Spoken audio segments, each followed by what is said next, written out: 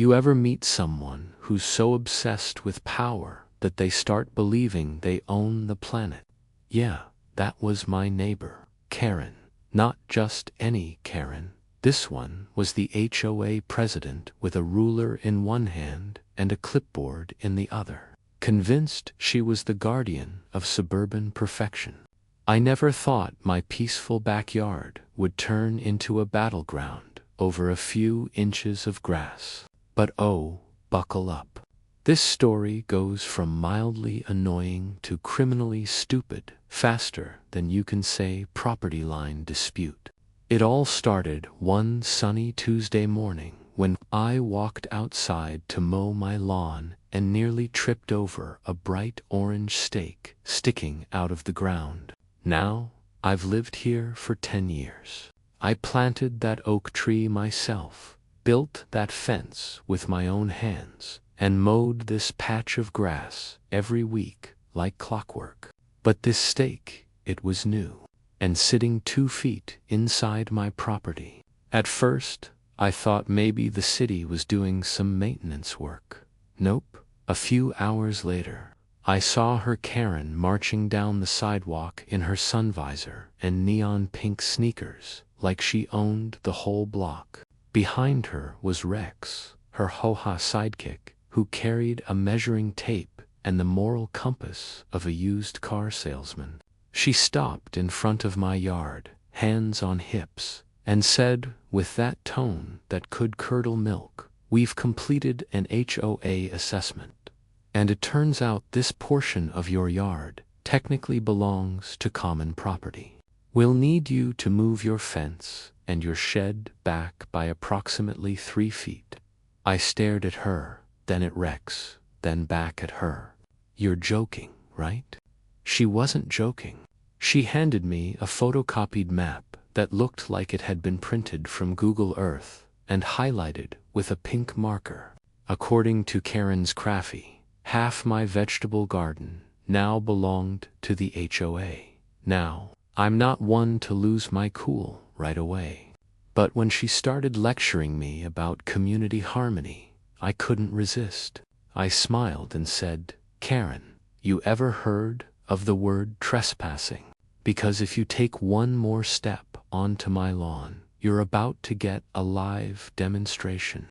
She gasped, clutching her pearls, like I just threatened her yoga mat. Rex scribbled something on his clipboard, like he was writing a police report for verbal aggression. And then the letter came. 3 days later, I got an official-looking envelope in the mail. Notice of violation, it said, with a $1,500 fine attached for encroachment on HOA property. I nearly spit out my coffee. These people had gone from annoying to delusional in record time. So, I did what any rational person would do. I went to the county office. If they wanted to play with maps, I was about to bring a nuke to a paintball fight. The clerk pulled up the original land survey, and guess what? My property line hadn't changed since the subdivision was built in 1985. The oak tree, the fence, the shed, all 100% mine. But when I mentioned Karen's name, the clerk raised an eyebrow. Wait, her again? Turns out, I wasn't her first victim. She'd tried this stunt before, twice. And both times, she'd accidentally redrawn maps to expand HOA land by a few feet here and there. But this time, she'd filed a corrected survey, an actual legal document claiming she had permission from the county. That's when things stopped being funny and started being criminal. The clerk made a few calls, and within a day, a county surveyor was assigned to investigate. And let me tell you, this guy was not your average clipboard carrier. He showed up at my door in muddy boots, sunglasses, and a smirk like he'd seen this movie before. He introduced himself as Bill, but you could tell he lived for catching people like Karen red-handed. "Let's take a look at this new map," he said. air quoting so hard I could feel the sarcasm. We walked the property, measured the boundaries, and by the time he was done, he was shaking his head in disbelief. "She moved the property line on paper by 3 feet, he muttered. "You can't just do that. That's document fraud." That's when I knew this wasn't just about grass or fences anymore. Karen had gone from self-appointed neighborhood queen to full-blown scam artist. And she had no idea the county was about to knock on her door, because Bill, he wasn't done. He was smiling like a man who just found a golden ticket. And he had a plan that was going to make Karen's pink highlighted map explode right back in her face. The next morning started like any other, except this time I wasn't the only one cutting grass. The county surveyor, Bill, was already parked outside in his dusty pickup truck, sipping coffee like he was watching an episode of Karen's Court. He waved me over, grinning. "Today's going to be fun," he said. "Now, when a government employee says that you know something's about to go down." He walked straight up to Karen's house, clipboard in hand, while I stayed a safe distance away, pretending to trim the hedge, but really holding my phone on record, because you always record when a Karen is about to meet consequences. She opened the door in her signature floral robe, sunglasses, and that same queen of the HOA attitude. "Can I help you?" she said, in that tone that could melt asphalt. Bill didn't flinch. "Ma'am, I'm with the county survey department. I'm here regarding a recent correction you submitted for Lot 47's boundary line." Karen's fake smile twitched. Yes, we just updated it to reflect the accurate community measurements." Bill raised an eyebrow. "Accurate, ma'am. You submitted a revised plat signed under your name, not a licensed surveyor's. That's not an update. That's a felony." Her jaw dropped faster than the HOA budget after a pool party. "Excuse me, a felony?" "Yes, ma'am," he said calmly. "You can't change county records without authorization. That's document forgery and falsifying property data." Now, most people would panic, apologize, or at least pretend to understand the seriousness. But not Karen. She doubled down. "I was only doing what's best for the community. That land belongs to all of us." Bill looked at her, dead serious. "Then maybe you and the community can split the legal fees, because the county's already flagged your submission for investigation." I swear, I almost lost it right there behind my hedge. The color drained from her face. Rex, her little clipboard soldier, came running out like a confused sidekick. "Karen, what's happening?" she hissed. "They're accusing me of fraud." He froze like someone had just unplugged his brain. "Fraud? Wait, you told me the county approved it." Bill folded his arms. "Oh, I'd love to see that approval letter." There was silence. The kind of silence you only hear when someone's about to realize their HOA empire just turned into a crime scene. Karen finally snapped, waving her arms. "You can't do this. I'm the HOA president. I run this neighborhood." Bill chuckled. "Not anymore, you don't. County code supersedes HOA authority. And since you filed a forged document, you'll be hearing from the county attorney." And just like that, she slammed the door in his face. The mighty HOA queen had retreated to her castle of denial. But Bill wasn't done. He turned to me and said, "I'll need copies of your property deed and fence permits. This needs to be airtight." I nodded, already halfway to my filing cabinet. When I came back, He had his camera out, snapping photos of the survey stakes, my fence, even her ridiculous pink highlighted map lying in her driveway. The next few days were quiet, too quiet, until one morning I woke up to chaos outside. Karen was in her front yard yelling at two county inspectors, waving papers like she was trying to cast a spell. "This is harassment," she screamed. "You have no right to question my leadership." One of the inspectors calmly replied, "Ma'am, your survey claims you own part of the community pool, 3 driveways, and a slice of the playground. Are you sure you want to stick with that statement?" Her face turned the exact shade of expired yogurt. She started stuttering something about clerical errors and Google Maps updates, but it was too late. The inspectors were already writing notes and taking pictures, and then came the cherry on top. Bill returned, this time with a county sheriff's deputy. They walked up to Karen's porch like a slow-motion movie scene. She tried to slam the door again, but the deputy stopped it with one hand. "Ma'am," he said, "you're not under arrest yet, but we need you to come down to the office for questioning about falsified documents." The look on her face was pure gold.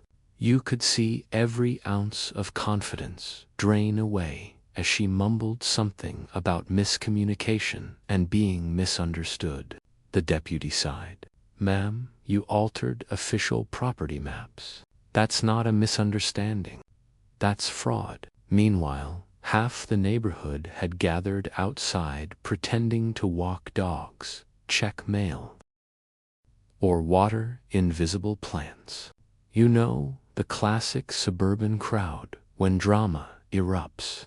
Phones were out, cameras were rolling, and Karen, the queen of HOA tyranny, was being escorted to a county vehicle, muttering under her breath about how everyone will regret this. I leaned against my fence, trying not to laugh out loud. Bill walked past me, smirking.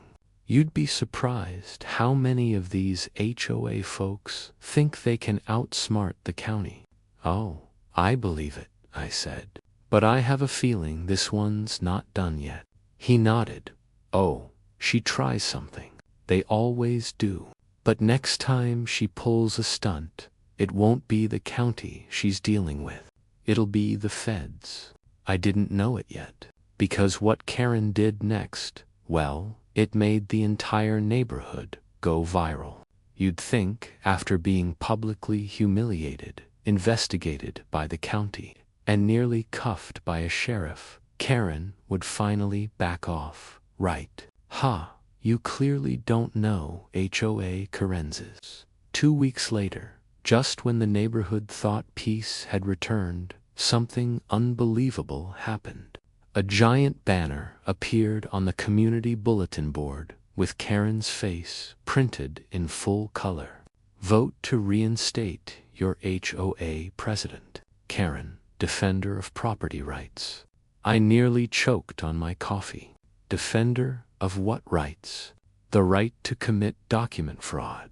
And apparently she'd convinced a few of her loyal followers, mostly retirees, who believed every forwarded email to help her restore order.